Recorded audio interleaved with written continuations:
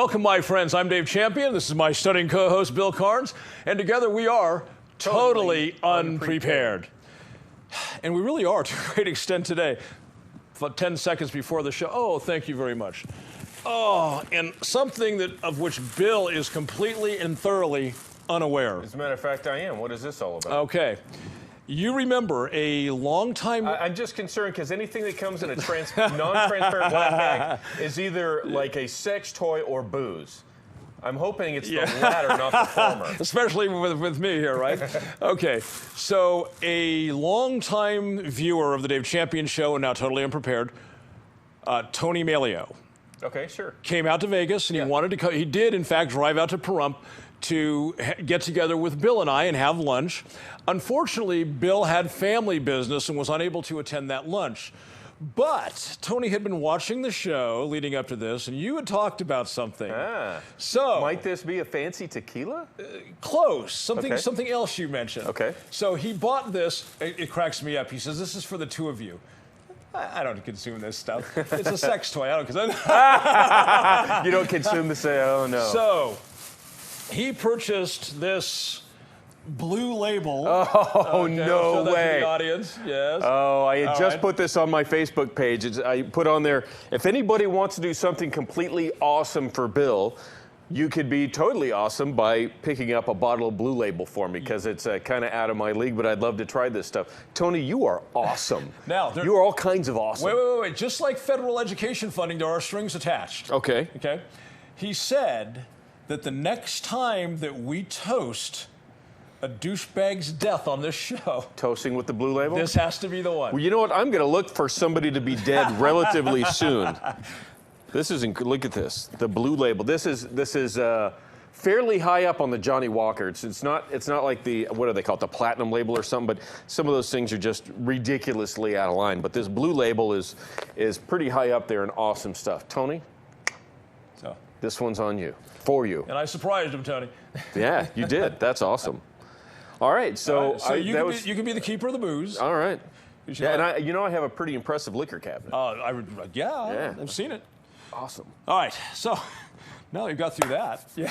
Let's talk about the rest of the show is going to be downhill from there, right? Let's talk about the Second Circuit Court of Appeals. Yes. Who just recently came out with a ruling based on a prosecution from a hard drive from an accountant. No, you're right. It is a hard drive. I got my stories confused. Yeah, We're going from a hard drive from an accountant. As it turns out, the federal government, the FBI, whomever it was, decided that they got a warrant to mirror the image of a guy's hard drive, specifically for some client data, a particular client. To search the accountant's home or office, I forget which, and secure whatever information the accountant had concerning one of the accountant's clients. One specific client. Who was suspected of tax crimes. Right. Okay.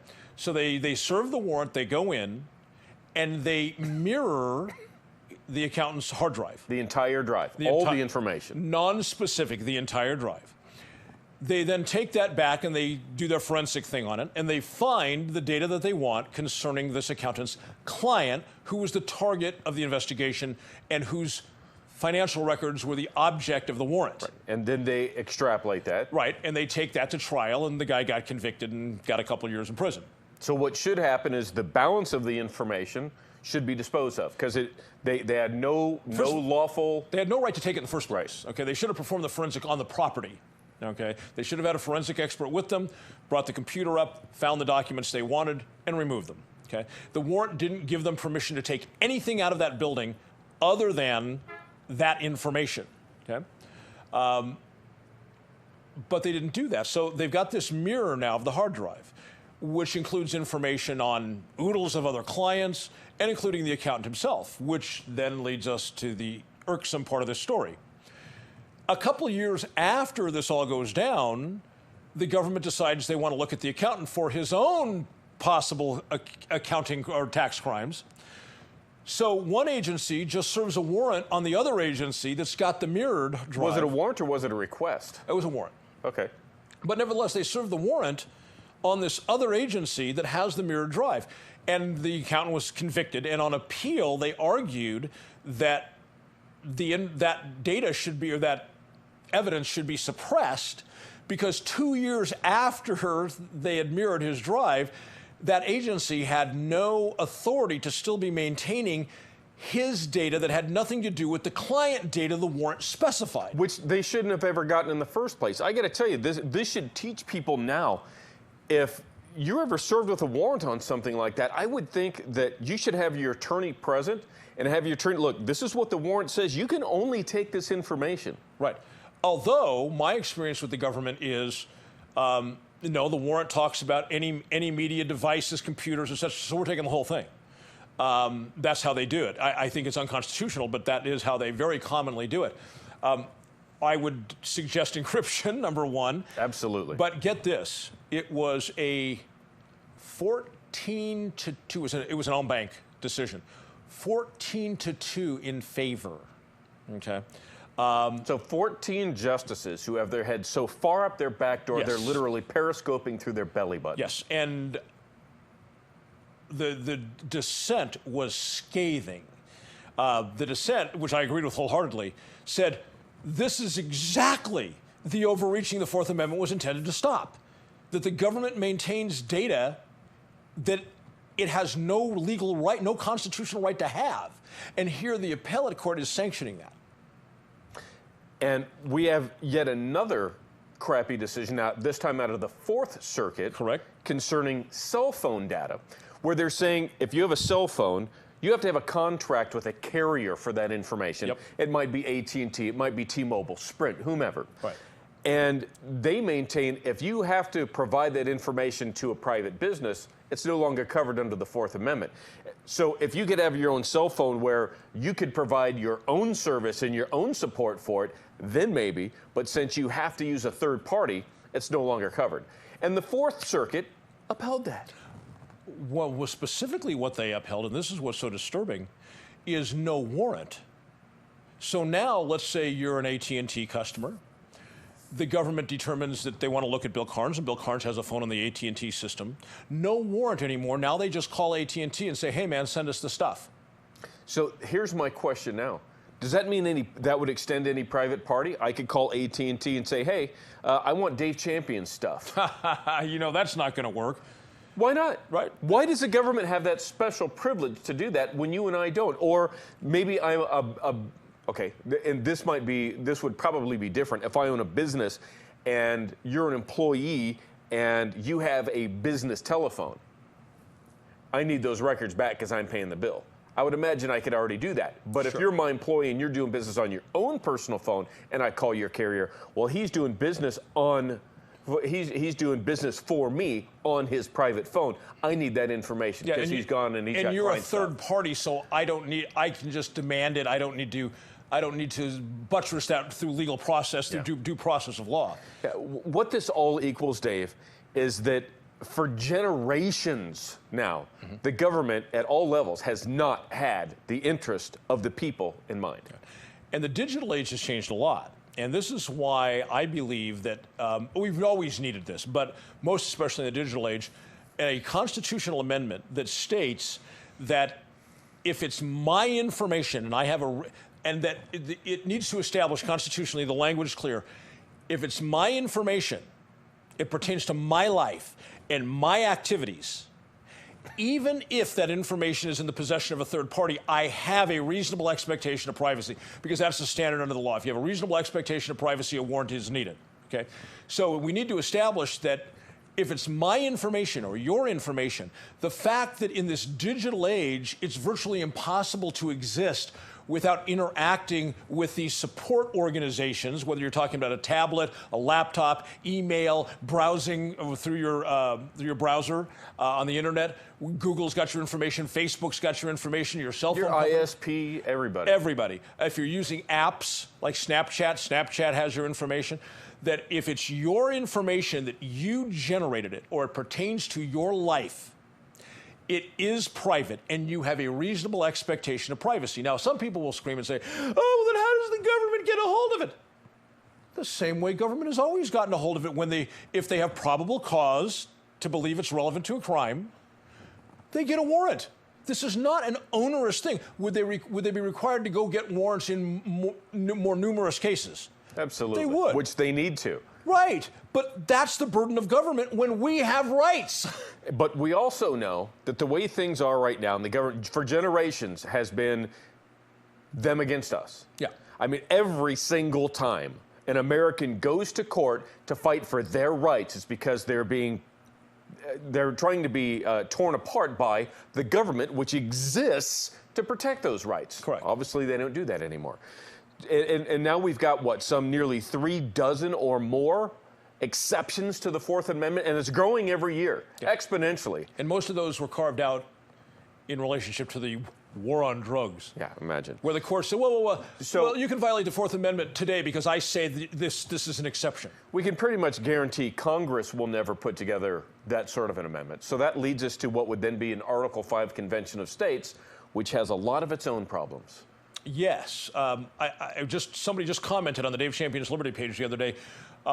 Unless we have a constitutional convention, that is our last chance for liberty. And I commented, or our opportunity to lose it.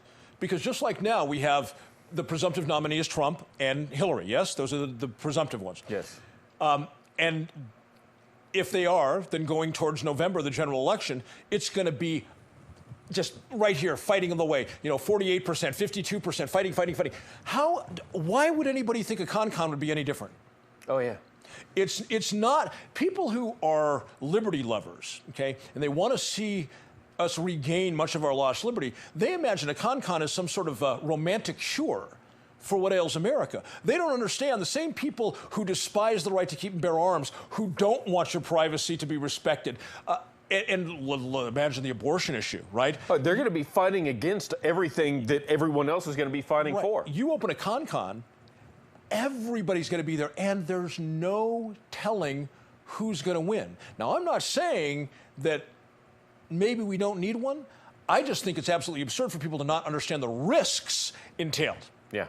Unless you have someplace else you can go in case it doesn't go your way, right? You might not want to support this. Until you get far more people in far more states and far more politicians that are elected that are highly liberty-minded conservatives, you can't even really consider it. Got to have a liberty consensus before you go there. You do. We'll be right back.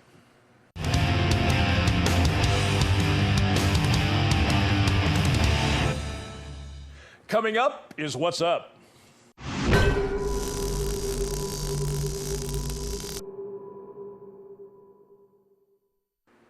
What is up with people seeing others and their activities through their own lens? Again, yes, I'm going to tackle this again with a practical situation.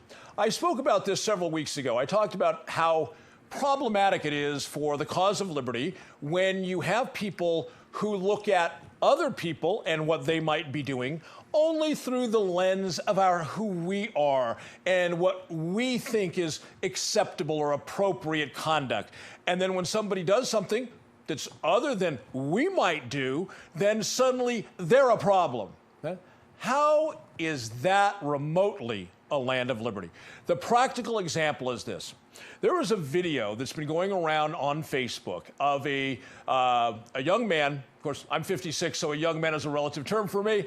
And he has a long gun, typically known as a rifle or shotgun. In this case, it was a rifle, slung across his back, and he's walking down the street. In the state where he lives, that is 100% legal. And the courts have ruled that you cannot be disturbing the peace simply because you are lawfully carrying a firearm. There has to be some other conduct which would rise to the level of disturbing the peace. So you're walking down the sidewalk. Let's say you got your headphones on, you're listening to music, you got a rifle slung over your back. You're just walking down the sidewalk listening to your music. That cannot be, according to the courts, disturbing the peace. Now, if you were yelling and screaming or you were pointing at people in some sort of a manner they might perceive as threatening, something else has to be going on to rise to the level of disturbing the peace. So somebody sees this guy walking down the street and they call the cops. The cops show up and they immediately surround this guy. They've got the shotguns at the ready. They order him to put the gun down. And by the way, there are other videos out there of cops handling it correctly. These are not the ones. The ones that handle it correctly walk up. Hi, my name is Officer Champion. How are you? Shake his hand. You can imagine walking along with a long gun. You got some attentions. People called it in. I wanted to take a moment and talk to you, make sure everything's good. Oh, yeah, everything's fine, officer. Any reason for carrying the rifle? Oh, well, because it's legal. Yeah, well, yes, it is. You're good with everyone around you. There's no conflicts. No, officer, I'm just going for a walk. All right, carry on. You're following the law. Those are out there. This is not the one. So first of all, they start the drill. Why do you have a rifle? He says, because it's lawful in this state to have it. Well, you're disturbing people. No, I'm not. They may choose to be disturbed, but I'm not disturbing anybody. I'm following the law, exercising a constitutional right. I'm walking down the street. And at one point, they say, just stand right there. And he says, are you detaining me? And yes, you're being detained. He said, for reasonable suspicion of what crime? Stop talking. Literally, that's what the officer says to him, stop talking. Okay? After he is informing the officer that they must have reasonable suspicion, and the officer confirms there is no crime, but is detaining him. Okay? That's called unconstitutional. Okay?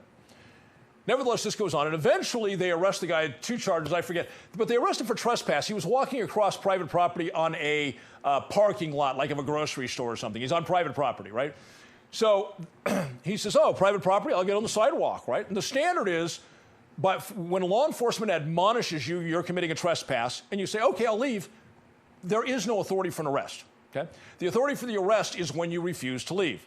Secondly, the police officer cannot initiate a trespass. Okay? The owner of the property has to initiate the trespass. They have to say, officer, I want this guy trespassed. Officers can't just walk. Somebody's sitting on your front lawn drinking a cold beverage on a hot day. Police officer just can't walk up and say, get off his property. It doesn't work that way. The owner has to say, officer, I want this person off my front lawn. Okay, you've been trespassed, leave. That's how the law operates. So they arrest him for 2 separate charges, neither one of which had any validity in the law. So I post this on the Dave Champion's Liberty page. This is where we get to the part about people seeing others and their actions through only their own lens. Sadly, very disappointingly, there was a slew of comments about how bad this guy was for carrying a long gun, and that's just irresponsible, and, you know, he got what he deserved when he's carrying a long gun in public. Okay, here's the thing. Everybody has an opinion. And when I hear people, and it's all the more offensive when they say, well, I'm pro-gun, but he shouldn't have had a long gun. Hey, if you're one of those people who say, I'm pro-gun, but you're not pro-gun. Also, if you say, for instance, well, that's not responsible, are you aware, you stupid fucking moron, that there are millions, tens of millions, perhaps hundreds of millions of people who think that carrying any firearm at any time by anyone for any reason, except government, of course, is not responsible? So why would you look at this other guy with a gun and say, well, that's not responsible, when you're opening the door to having your firearm rights attacked by all these millions of people who think you're an irresponsible sphincter? It's unbelievable.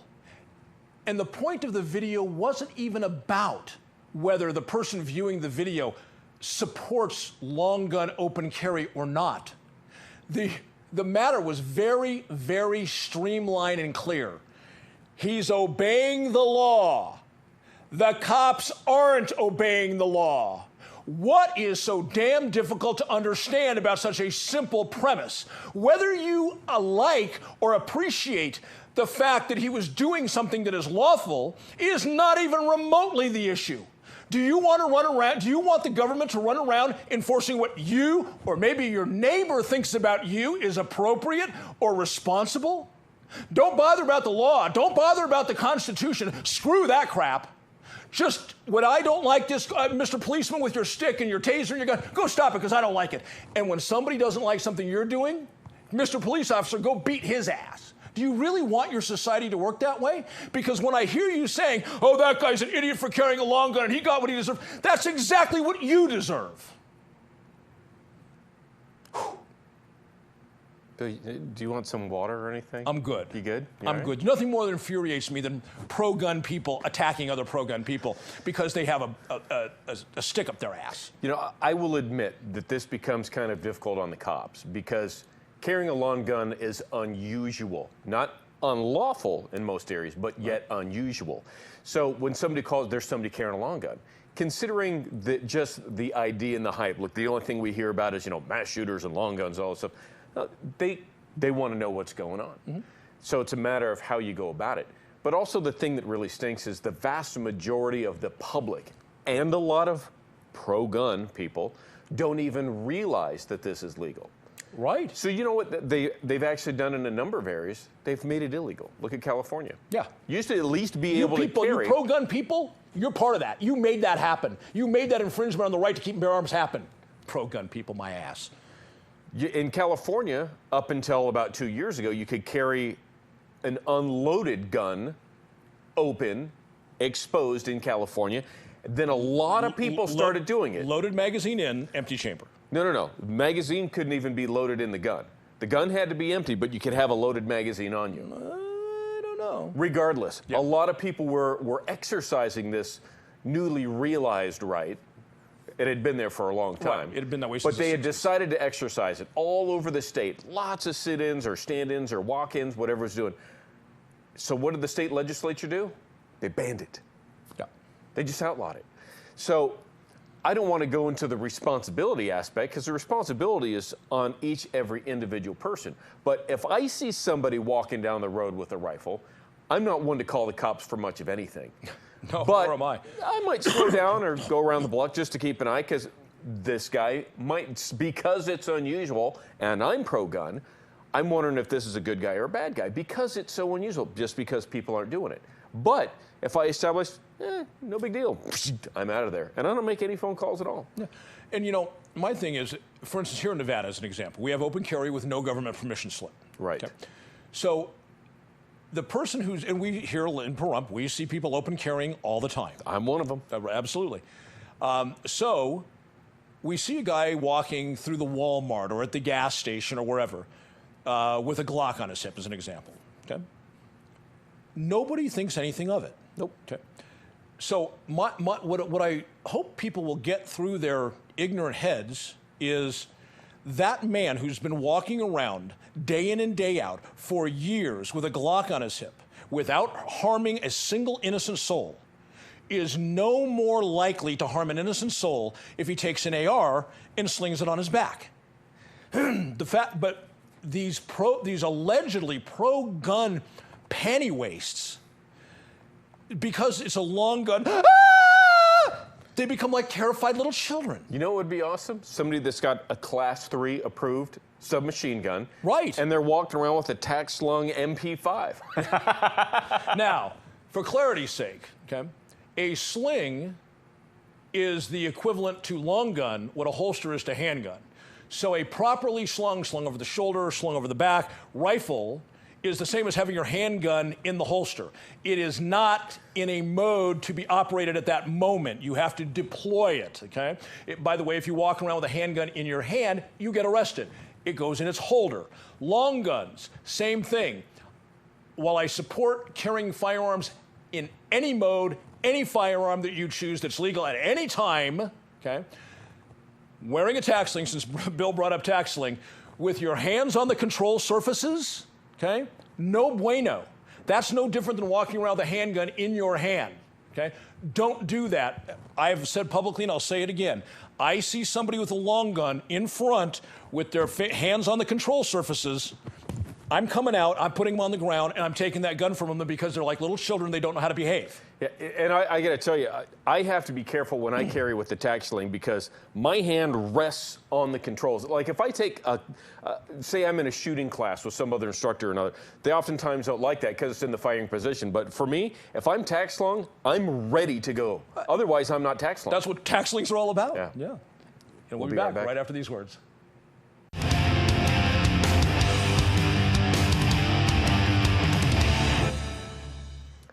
Well, let's just see what Bill wants to rant about this week.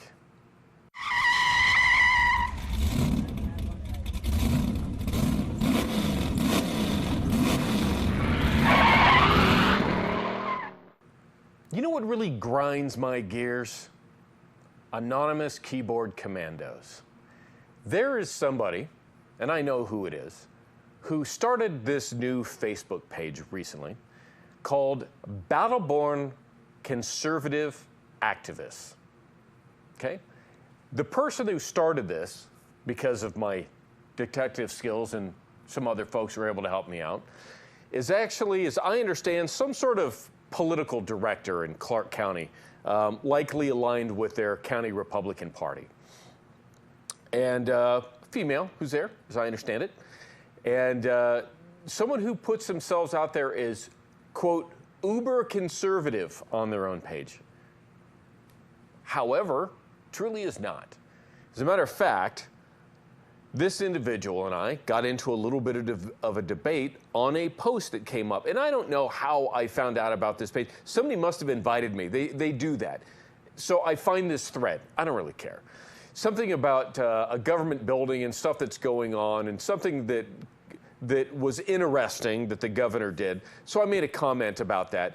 And this administrator, who I find out later is this woman, slammed me on this. And I'm like, hey, I just asked a question. I'm just curious. And then went on, then started to attack me. Say, oh, I know who you are, and so do most of the people who read this page. You're the Libertarian turned Republican chair out in Nye County. Really? Well, what is this Libertarian turned Republican nonsense? I've been a member of exactly one political party my entire adult life. I've never belonged to any other political party other than the Republican Party. So what is this all about? Forget about that. Now it's, oh, and haven't you been arrested multiple times, and most recently as for impersonating a police officer?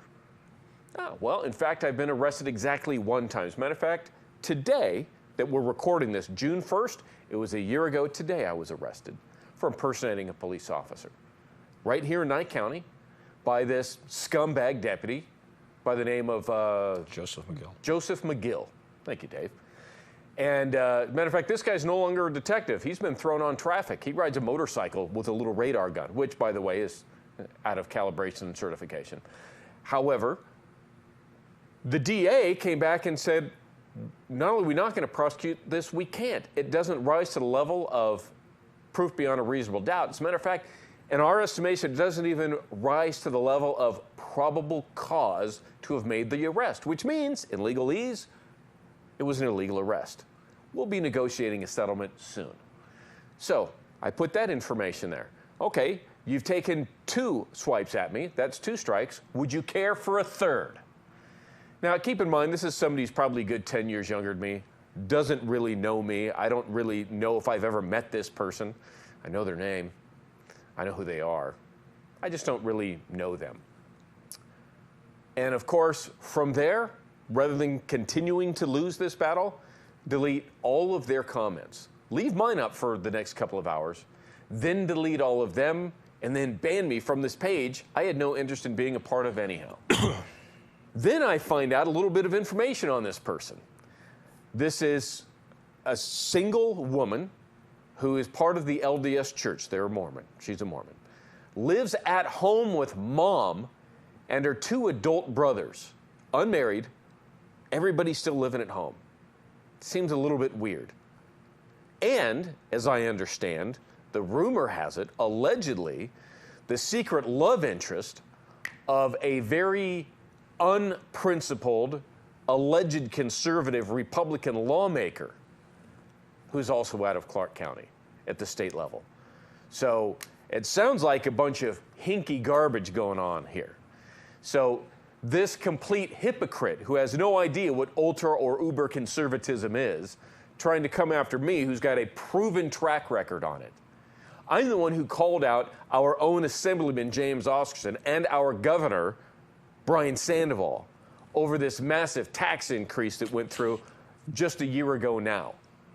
And we were the first county party in Nye County to actually virtually banish them from the Republican Party and put out, please don't anybody ever support either of these guys again for any elected position they ever seek for the rest of their lives, because they are unprincipled, mischievous liars who do not belong in the Republican Party. So, I'm behind that, and you're this keyboard commando trying to take me on a game I helped to invent? Come on. If you can't hang in the big leagues, then you ought to not try to represent yourself as being someone who belongs there. Because, honey, you don't even belong in the little leagues. With that being said, I've got another little thing I'd like to rant about, Dave, and you and I chatted about this a little earlier. What's that? Well, you know, I'm not as politically active. I shouldn't say I'm not as directly politically active as I once was, even just a couple of months ago. Sure. But I'm still politically active, just not directly responsible. I'm no longer the chair. Every time I drive by, because you know the Nye County Republican headquarters is on my way home. On your way home. Every time I drive by it, I think, I bet Bill's relieved. Yeah, I no longer have to deal with that stuff directly. I still interact regularly with the new chair, great guy, Joe Brzezinski. And I still offer some insight and some input here and there. I'm much more relieved. And there's a few other areas in my personal life where I've kind of trimmed the fat. But I have to tell you, something that really drives me a little bit nuts, and you and I chatted about this a bit, is when somebody in your life, you know, you're talking about something that needs to get done, and somebody in your life says, you know, I'll take care of that. And then they don't. Right. And it's something that affects you. Yeah. You know, maybe it's they don't do it on time, or they don't do it correctly, or they don't do it thoroughly. Or they continue to push it off and push it off and push it off. And it's something that you could do yourself, but they offer to come do this. Or they assume responsibility. Okay, when can you have this done? And then they look at, why do you need to have me scheduled? Because there's other things that need to pile up before or after this, so it's incumbent upon you to complete this. So when can you at least start, if not give me the completion date? And it's getting to the point in a few different areas of my life where people are just, they say that they're going to do something, and it's just not getting done. And I guess my whole idea about this is, if you're not prepared to complete something when you start talking about doing it, or you get to a point where, you know what, I got to back off. Either don't say anything in the first place, or the moment you realize this ain't going to go down like this, speak up. Announce that you're backing out. Yep. And you have an advantage with somebody in your life who actually just gets stuff done. Absolutely. I'm very, very fortunate in that regard. And somebody who not only will help out when needed, will help out without being asked, just like, oh, let me help you with that. All of a sudden it's off my plate and done. I'm very, very fortunate. You know, I have an expression about something you're talking about, and that is, if you can't help me in the way I need the help, you're not helping. Okay? And I sort of formalized that in my head several decades ago after having those same experiences you are, where somebody would offer to help with something, but they want to do it their way in their time frame. It's like, well, that's not helping me, because it's my responsibility. If you're helping me, it's still my responsibility to see that it gets done, how it gets done, when it gets done. So if you're helping me, it's within those parameters. If you're offering to help outside those parameters, you're not really helping. You're creating a false perception of help, but you're not really helping. And I have to admit, there's been a couple of occasions where you've asked me for assistance in one way or another, and I know I'm not able to get it done within your time or expectation standards because of something going on. Not that I'm incapable, but because of my schedule or something going on, I'm unable to do it. Other priorities. And I just have to let you know, I'm sorry, I can't help. Yeah. And I want to, but if I can't guarantee that I can get it done to where things can help you, I'm not even going to try. Yeah. I got to tell him a funny story. I have a little project I've got to get done. So I text him the other day and I say, do you have a machete? Yeah, which is a very unusual text. I didn't want to say, why? Someone's really pissed me off. You have a machete? And he texted me back, I don't know. Yeah, I'm like, I guess I'll have to take that as a no. Yeah, I went back. I remember I had bought one at one point. I even took it on a hunting trip because I was going to use it to be able to get through the bush. Yep. And I actually carried it on my pack. But the question is, where is it? Yeah. So it's like I don't know what's, I could go look real quick and find out, but I'm not in a position to do that right this minute. And even if I couldn't find it, I don't know how much time, effort, and energy I'm going to be out looking for this thing. I'm sure I can probably go buy one for $9 at Home Depot. But back to your first part of the rant, okay? Claims to be uber conservative. Yes. Okay. The root word there being conservative. And I couldn't help but think as you were saying that, how badly the word conservative, its meaning has been smeared to an unrecognizable. I mean, there was 30 years ago it had a meaning. Okay, today it's up for grabs. It gets thrown around. In reference to your discussion, your situation, conservative will say it has two meanings: the old Barry Goldwater type meaning, which is limited government, focus on individual rights. The government actually, its job is to protect those rights and not trample upon them and so forth. And then we have what this woman meant by conservative, which is whatever the Republican Party, especially the national level, whatever the Republican Party says, I walk in lockstep with that. That makes me conservative. No, it doesn't. It makes you a butt-licking lemming GOP. Yeah. It doesn't make you a conservative. As a matter of fact, it seems to me the largest, most vocal, most dominant, most operative part of the Republican Party, if we look at it nationally, and I'm talking about out there in the streets, the person who says, yeah, I'm a registered Republican, seems to me the lion's share of those people are not conservative. No, not in the slightest. As a matter of fact, when you do an item-by-item check on what the GOP actually stands for nowadays versus what JFK stood for back in 1960, you'll find that JFK is far more conservative than the Republican Party as a whole right now. As of today, yeah. Yeah. What did Ronald Reagan say? The heart and soul of Republicanism is libertarianism. Yeah. But yet today, you were just mocked by this gal for being libertarian-minded. She's an uber conservative, but you got mocked for being libertarian-minded. I've always been a conservative. You know what we need? We need honest-to-God litmus tests to define these, and you can't use it unless you've gone through a litmus test. Yeah. Because you suck otherwise, and we'll be right back.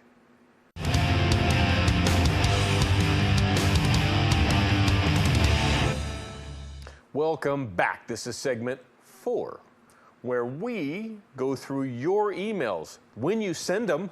However, this week we actually didn't get any emails. Yeah, we went through a couple of older ones to chat about. You want to hear my theory about this?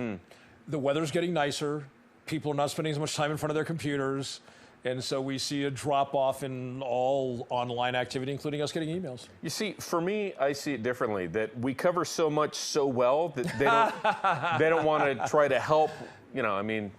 There you go. How do you help Mike Tyson with his boxing when he was, 22 years old? There you go. don't. It was Mike Tyson at 22. So the email address is cover your ears so he can't. andbillshow@gmail.com. Send your questions, comments, letters, what have you there, okay? And if you want to catch up on our shows, everything that's been backlogged that we've done, totallyunprepared.info is the place to go. You can see the videos, you can hear the audio, whatever you like. Our backlog. You can go there. Yeah. And we're up to about show number 70 right now. Wow. Yeah. And where does that put us on the carpet? We're just now beginning month 7 of the carpet that's been purchased for the studio. Not installed. It's rolled up. We might actually do a video just to show you what this looks like. Sitting right over there. Right over here. Yeah. I'm not even sure what color it is because it's rolled inwards the way carpet actually should be. But yeah, month 7. Yeah. Month 7. So you should start a segment with it sitting across. Yeah, we might. Can we get a shot of that maybe next week? I'm thinking that would. Oh, hey, here we go. Oh. There we It go. looks like this. There's the border. Yes. Now, of course, this thing is 10 or 12 feet long the way regular carpet, but this is what it'll look like. Yeah, very nice. That'll be nice. It'll wear I've better. not seen it, but that's great. Yeah. That'll be In nice. comparison to, I mean, thank you. No, Once we're into reruns of Totally Unprepared, 4th or 5th season of reruns, that might actually go in. yeah. I mean, this stuff is, I mean, cheap office carpeting or something you'd find like in a school district office. This is down. It's worse than that. I have a feeling someday this studio, the business will sell, and the new owners will install that carpet. Maybe this carpet has been dubbed like a historic monument. It could be. Can't pull it out. It is looking rather historic around here. So you got a book over here. Yes, I have a book. It's called Unlimited Access. It's written by a former FBI agent by the name of Gary Aldridge. Now, don't run out and buy this book. It was published in 1998, and it deals with events of 1993. Let me explain how I came to read it recently. I used to have a bad problem with book buying. I would see a book that was interesting. Boom, I'd buy it. And if the next day I saw another book that was interesting, boom, buy it. And if the next day, so I ended up with these. You had a Melda Marco shoes collection. I did. Books. You cannot read a book a day, right? Especially something this thick. So I'm trying to make good on that now. I've got the bookshelves filled with books I've never read. Many I have read, but some I haven't. This was one I hadn't. So I started reading it. Now, I have very little respect for Gary Aldridge. He is a fossil. I mean, he's the kind of guy who said that people who, I think he said, who feel oppressed wearing a necktie are problem cases in society. Okay? I'm not going to wear a necktie anymore in my life, probably. I might, like if I went to somebody's wedding and they were a friend and they asked me to wear a tie, okay, I would, out of friendship. A noose, as it's known in the industry. Right, but other than that, you know, those days are behind me. I have no inclination to do that anymore. According to Gary Aldridge, that kind of man is a problem in society.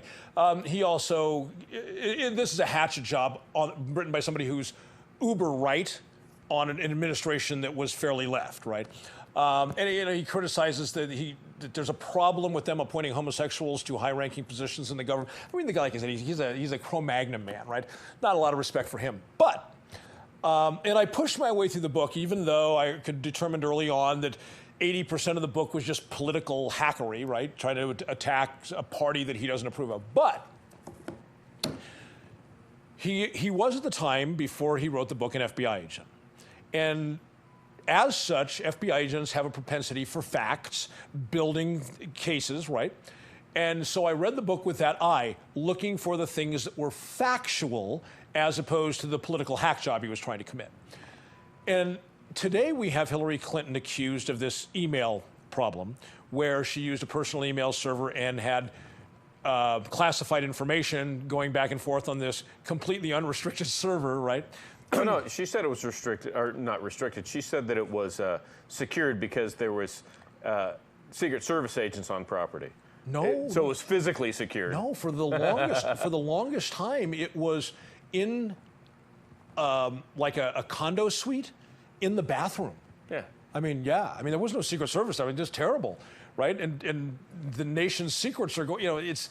Imagine Hillary Clinton telling the truth. I can't. Yeah, no, nor can I. But one of the things that came out in this book is he was in charge of the FBI background checks that were relevant to security at the White House.